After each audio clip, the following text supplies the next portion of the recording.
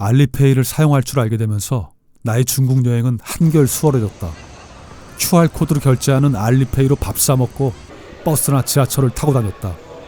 사용하다 보면 또 그렇게 간편할 수 없었다. 중국에서 QR 결제가 얼마나 일상적인지 시장 자판에서 채소를 파는 상인부터 버스킹하는 길거리 뮤지션까지 전부 자신의 QR코드를 갖고 있었다. 그런데 내가 외국인이라서 그런지 가끔 결제가 안 될 때가 있었다. 그래서 꼭 현금을 조금씩 갖고 다니다 어느 순간부터는 그것도 아예 갖고 다니지 않았다. 어떤 식으로든 해결할 수 있었다. 중국은 막혀있는 사이트가 많았다. 그중 가장 치명적인 게 구글이었다. 구글맵 없는 나의 여행은 얼마나 초라한가. 다행히 한국에서 심카드를 미리 준비해가면 접속은 됐지만 다른 국가에 비해 뭔가 정보가 비어 있었다. 그래서 점점 고독지도라는 중국 현지 앱을 이용하게 됐다. 여전히 적응되지 않는 한자로 된 이 앱에 대중교통에 대한 정보가 아주 세세히 잘 정리되어 있었다. 한자를 몰라도 자꾸 보다 보면 무슨 뜻인지 대충 알 것 같았다. 7월이었다. 상하이 푸동공항에서 지하철을 타기 위해 밖으로 나온 순간 더운 공기가 확 느껴졌다. 남쪽은 남쪽이구나. 지하철을 타고 예약한 호텔을 찾아가기 위해 호텔 바우처에 적혀있는 대로 다 쉬지라는 지하철역으로 갔다. 한자의 한국식 발음과 중국식 발음이 서로 사맞대 아니하여 예상치 못했다. 대세계. 역 이름이 의미 있게 다가왔다. 호텔에 짐을 풀고 그냥 주변을 돌아다니다 그 지하철역의 이름이 왜 대세계인지 알 것 같은 큰 건물을 봤다. 검색해보니 거의 100년 전에 지어진 멀티플렉스 같은 건물이었다. 문득 서울의 한 백화점이 떠올랐다. 호텔 근처에 있는 식당에서 국수를 한 그릇 먹고 야경으로 유명한 와이탄 거리까지 걸어갔다. 낯선 거리를 걸으면서 아이처럼 자꾸 두리번거렸다. 여기가 말로만 듣던 상하이구나. 그저 기분 탓이었는지 모르겠지만 베이징보다 풍경이 훨씬 부드럽다고 생각했다. 해가 지려고 하는 오후의 끝 무렵이었다. 해가 지기 전에 도착한 와이탄 거리는 이미 사람들로 가득했다. 대단한 인파였다.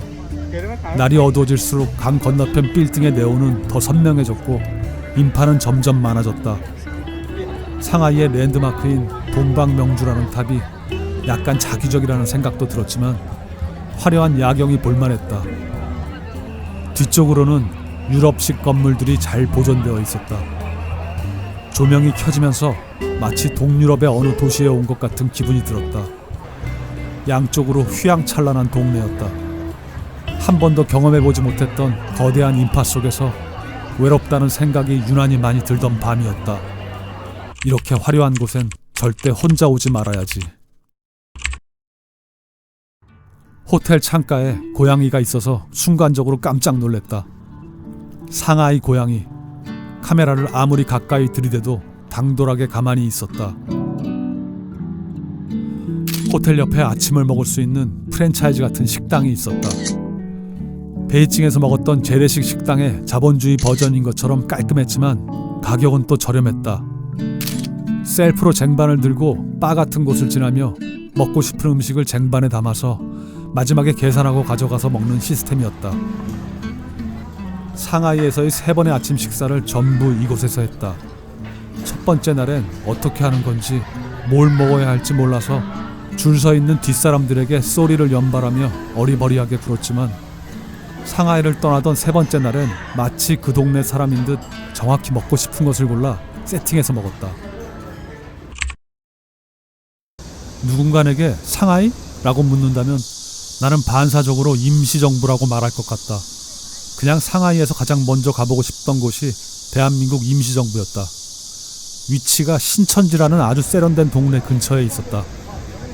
호텔에서 멀지 않아 걸어서 찾아갔는데 사람들이 다니는 길가의 벽에 뜬금없이 한글로 대한민국 임시정부 유적지라고 쓰여 있었다. 아주 평범한 주택가에 있는 건물이었다. 입장료를 받으면서도 내부 촬영을 철저히 금지한다는 게 이해되지 않았다. 사진 촬영을 감시하는 듯한 직원들 외에 방문객이 거의 없던 썰렁한 내부를 둘러보다 순간 가슴이 먹먹해졌다. 객지에서 고생 많았겠구나. 그런 감정이 생길 줄은 몰랐다. 어쩌면 초라한 그 공간에 대한 속상함 같은 것이었을지도 모르겠다. 속상한 마음은 그 근처에 있던 중국 공산당 제1차 전국 대표 대회지를 보고 나서 더 커졌다. 화려하게 꾸며져 있던 내부에 북적거리던 사람들, 너무 비교됐다. 지하철을 타고 윤봉길 의사 기념관이 있는 홍코우 공원으로 갔다. 현재는 루싱 공원이라는 이름으로 바뀌어 있었는데 위치가 종로에서 미아리 가는 느낌으로 중심지에서 북쪽으로 조금 떨어져 있었다. 공원은 아주 평화로운 분위기였다. 한글이 섞여 있는 이정표를 보고 공원 한쪽에 있던 윤봉길 기념관을 찾아가 약간의 입장료를 내고 들어갔다. 2층으로 되어 있는 아주 단출한 기념관이었다. 1932년 윤봉길 의사의 홍코우 공원 의거는 중국인들에게도 큰 반향을 일으켰다고 한다. 어느 날 홍코우 시장에서 채소 장사를 하던 윤봉길 군이 홍코우 공원에서 대세계로 가는 버스가 있었다. 이곳이 종점인 건지 사람이 하나도 없었다. 중국에서 처음으로 타본 버스였다. QR코드로 탈 수 있어서 간편했고 내부도 쾌적했다. 차창 밖으로 보이는 낯선 동네의 풍경은 언제나처럼 흥미로웠다. 멍하게 창밖을 보면서 호텔로 돌아갔다. 저녁으로 군만두와 당면이 들어있는 쇠고기 스프를 먹었다. 한국 사람들이 습관적으로 국물에 파를 넣듯이 중국 사람들은 고수를 넣는 것 같았다. 지난밤과 다른 야경을 보기 위해 대세계역에서 지하철을 타고 강 건너편으로 갔다.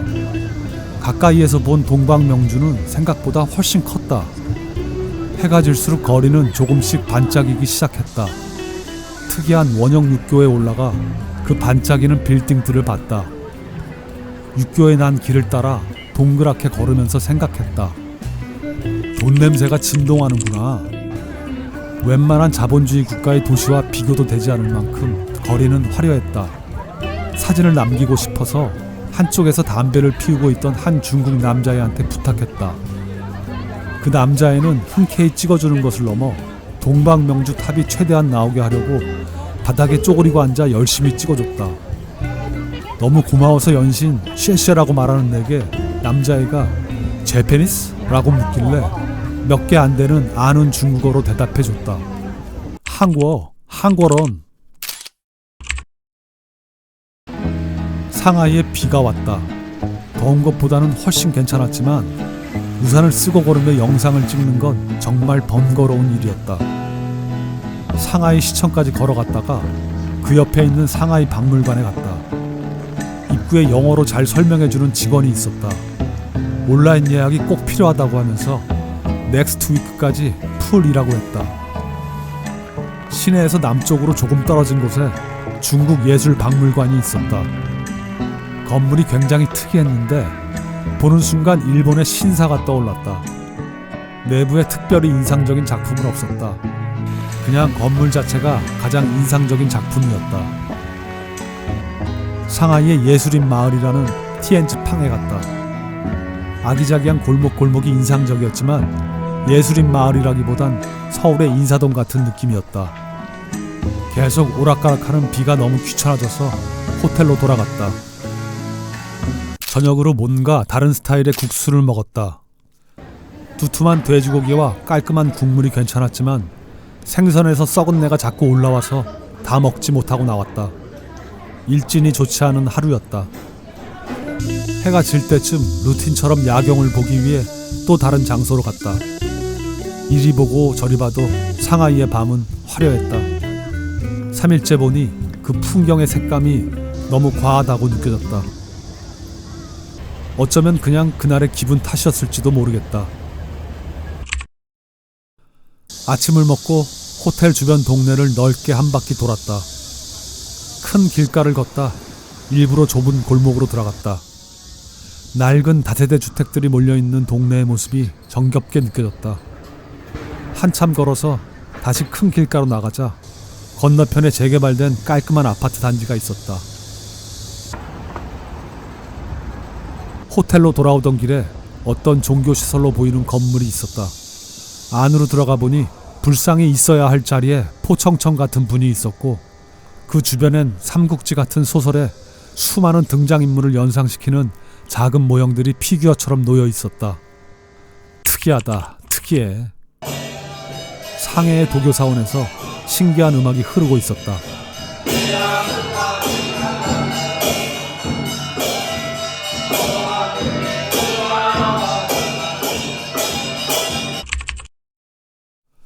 상하이에서 단둥으로 가는 기차표를 트립닷컴에서 간단하게 예매할 수 있었다. 직행으로 가는 고속열차도 있었지만 침대 칸이 있는 열차를 타보고 싶어서 심양, 선양에서 한번 갈아타는 열차를 예매했다. 기차는 시간을 칼같이 맞춰서 출발했다. 내가 예약한 딱딱한 침대 칸은 낯선 사람들과 밀착될 수밖에 없는 공간이었다. 한국 사람들끼리도 어색했을 텐데 중국 사람들 틈에서 정말 어색했다. 에라 모르겠다. 지나간 카트에서 맥주와 감자칩을 샀다. 저녁때가 되자 사람들이 각자 싸온 음식을 먹기 시작했다. 컵라면을 들고 왔다 갔다 하는 사람들도 점점 많아졌다. 기차칸 끝에 뜨거운 물이 나오는 곳이 있었다. 나도 컵라면을 뜯어 뜨거운 물을 담아왔다. 베이징에서 맛있게 먹었던 컵라면이었다. 마침 창밖으로 멀리 큰 강이 보였다. 그 유명한 양쯔강이었다.